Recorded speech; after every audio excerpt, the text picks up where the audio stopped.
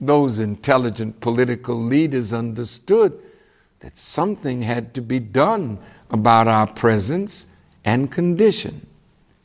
These land-grant colleges that were thought of for black people, that says something. They already know that this is a people that are here. They know that something has to be done with and for us. And that's what makes the words of Thomas Jefferson so important. James Monroe and others setting up Liberia in Africa was an experiment. Abraham Lincoln appealing for us to be separated. These land-grant colleges were designed to prepare black people ultimately to go somewhere and do something with what they had learned. We were to be separated either in Central America or to Africa, but they were preparing us to be able to do what? To do something for self. There are 18 historically black colleges and universities that are land-grant colleges that were given land. But are any of these colleges using the land to develop agriculture and to teach the students how to farm, how to grow food, how to protect the seeds, how to create markets for what they produce? In a speech delivered by Dr. Martin Luther King Jr. at the National Cathedral in Washington, D.C. on March 31st, 1968, 4 days before he was assassinated, he addresses the historic deception of blacks and land ownership. So these words of Dr. King, in our humble judgment, are more important than his celebrated "I Have a Dream" speech, because these words represent the evolution of his thought processes that led to his assassination. Dr. King said 4 days before he was assassinated, listen to his words. In 1863, the Negro was told that he was free as a result of the Emancipation Proclamation being signed by Abraham Lincoln. But he was not given any land to make that freedom meaningful. It was something like keeping a person in prison for a number of years and suddenly discovering that the person is not guilty of the crime for which he was convicted. And you just go up to him and say, "Now you're free." But you don't give him any bus fare to get to town. You don't give him any money to get some clothes to put on his back or to get on his feet again in life. Every court of jurisprudence would rise up against this. And yet, this is the very thing that our nation did to the black man. It simply said, "You're free." And it left him there, penniless, illiterate, not knowing what to do.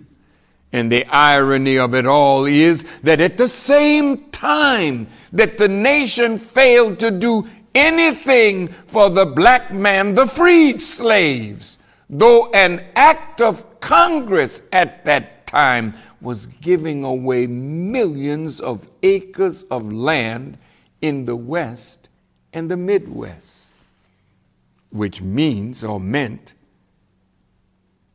that America was willing to undergird its white peasants from Europe with an economic floor. But not only did it give the land, it built land-grant colleges to teach them how to farm. Not only that, it provided county agents to further their expertise in farming. Not only that, as the years unfolded, it provided low interest rates so that they could mechanize their farms. And to this day, thousands of these very persons are receiving millions of dollars in federal subsidies every year not to farm. And these are so often the very people who tell Negroes that they must lift themselves up by their own bootstraps. It's all right to tell a man to lift himself by his own bootstraps, but it is a cruel jest to say to a bootless man that he ought to lift himself up by his own bootstraps. We must come to see that the roots of racism are very deep in our country, and there must be something positive and massive in order to get rid of all the effects of racism and the tragedies of racial injustice. Think of those words. Think of that man, Dr. King. Oh, would that America and black children would be fully exposed to the evolutionary growth and development of Dr. King, so that they could evolve and we could evolve with him. Dr. Martin Luther King met with the Honorable Elijah Muhammad 2 years earlier, and if we watched the progression of his language and his mind, referring to the black man and then to the question of land, he was approaching the position of the Honorable Elijah Muhammad. And they feared that the eloquence, brilliance, and organizing ability of Martin Luther King Jr., linked with the wisdom of Elijah Muhammad, could absolutely make the black man a powerful force for our own freedom, liberation, self-determination, and independence economically. Oh, I have become a brother in faith to Dr. Martin Luther King Jr. And if you study his words, you will grow as he grew, to see the value of land to freedom and land to productive life for our people. The point is that right now, no land-grant college is fulfilling the aim of the Morrill Act, not one.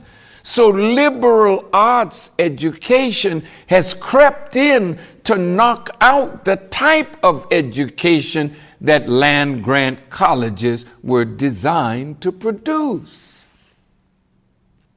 I love Howard University, but when white people set up Howard, General O.O. Howard, the man after whom the college was named, was not in favor of government teaching black people the science of business, the science of warfare, and the science of mating, and that was put in the congressional record, according to the Honorable Elijah Muhammad. The liberal arts colleges were set up in direct opposition to what the land-grant colleges were to teach: military science, engineering, agriculture, mechanic arts, along with liberal arts.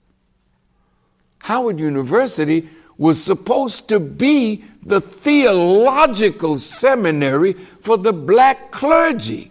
That was the original idea. Can you imagine white people setting up a college to teach black people and make them clergymen? What do you think he was going to teach them to teach us? Pray for your enemy who despitefully use you. If they take your coat, give them your pants too. If they smack you on one cheek, turn to them the other also.